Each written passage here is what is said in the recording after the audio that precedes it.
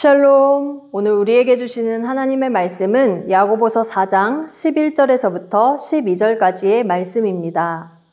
내 말은 남이 하고 남 말은 내가 한다 라는 속담이 있습니다. 누구나 남의 말 하기를 좋아한다는 뜻이죠.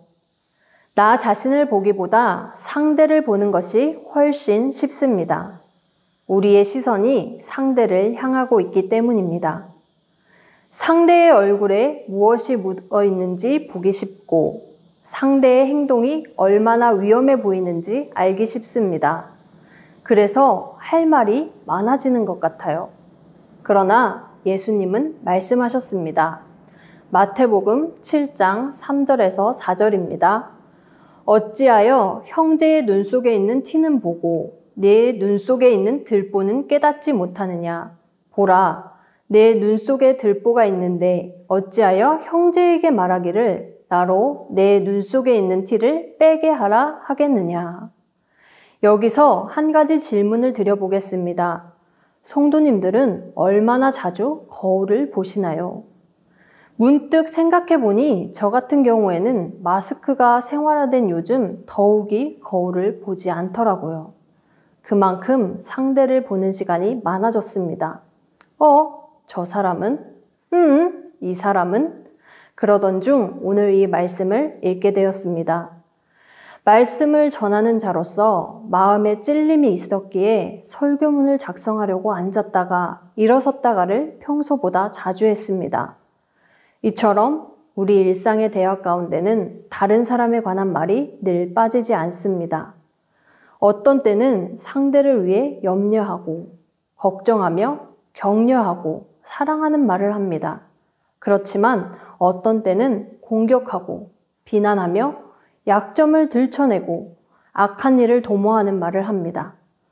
이 말씀이 오늘 저에게 또한 말씀을 듣는 성도님들께 도전이 되기를 소망합니다.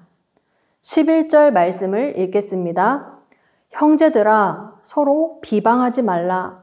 형제를 비방하는 자나 형제를 판단하는 자는 곧 율법을 비방하고 율법을 판단하는 것이라. 네가 만일 율법을 판단하면 율법의 준행자가 아니요 재판관이로다. 말씀은 형제들아 라고 시작합니다. 이 표현은 1장에서부터 계속해서 나오고요. 내 형제들아, 내 사랑하는 형제들아, 형제들아 곳곳에서 찾아볼 수 있는데 말씀을 전하고 듣는 이 그리고 듣는 이들 서로서로가 어떤 관계인지 보여줍니다. 즉 예수님을 통해 하나님 안에 있는 공동체를 말하죠.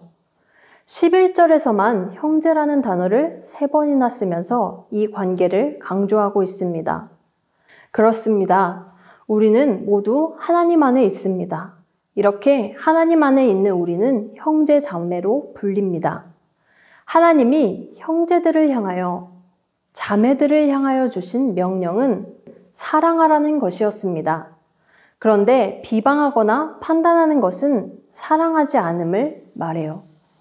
비방한다는 것은 대적하여 말하다 라는 뜻을 가지며 주로 험담하다 라고 쓰입니다. 이처럼 비방은 관계를 파괴하는 대표적인 모습이죠. 판단한다는 것은 옳고 그름을 판단하는 것입니다. 그런데 여기에 더해 법에 비추어 죄의 유무를 재판하는 과정까지 포함합니다. 이러한 행동은 나아가 타인을 비방하라 라는 이 규율을 만드는 입법자가 되는 것과 같습니다. 12절은 말씀합니다. 입법자와 재판관은 오직 한 분이시니 능히 구원하기도 하시며 멸하기도 하시느니라. 너는 누구이기에 이웃을 판단하느냐.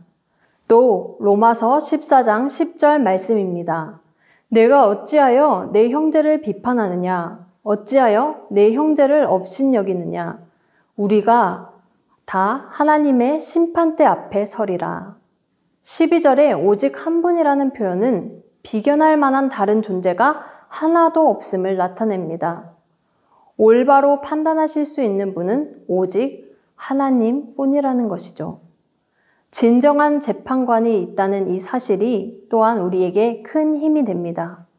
억울할 것도 슬퍼할 것도 낙심할 것도 고민할 것도 한숨 쉴 이유도 없는 것이죠. 그러면서 마지막으로 다시 한번 확인합니다. 너는 누구이기에? 자신의 정체성을 확인할 것을 요구하고 있습니다. 우리는 예수님을 통해 하나님 안에 있는 공동체입니다. 서로가 서로를 향해 형제와 자매라고 부를 수 있게 되었습니다. 형제들아 라고 말하는 그 선포를, 자매들아 라고 말하는 그 선포를 기억하시기 바랍니다. 이제 우리가 가져야 할 마음은 상대를 향한 긍휼입니다. 판단은 하나님께 맡기고 그를 위해 기도하는 데까지 나아가는 우리 모두 되길 소망합니다. 오늘 우리가 하나님께 맡기고 기도하고 싶은 형제와 자매는 누구입니까? 지금 생각난 사람이 혹시 있습니까? 나를 괴롭히는 사람일 수도 있습니다.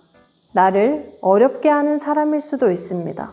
나를 힘 빠지게 하는 사람일 수도 있습니다. 그러나 그 역시 형제와 자매로 불리는 하나님 안에 있는 공동체입니다. 나 역시 그렇습니다.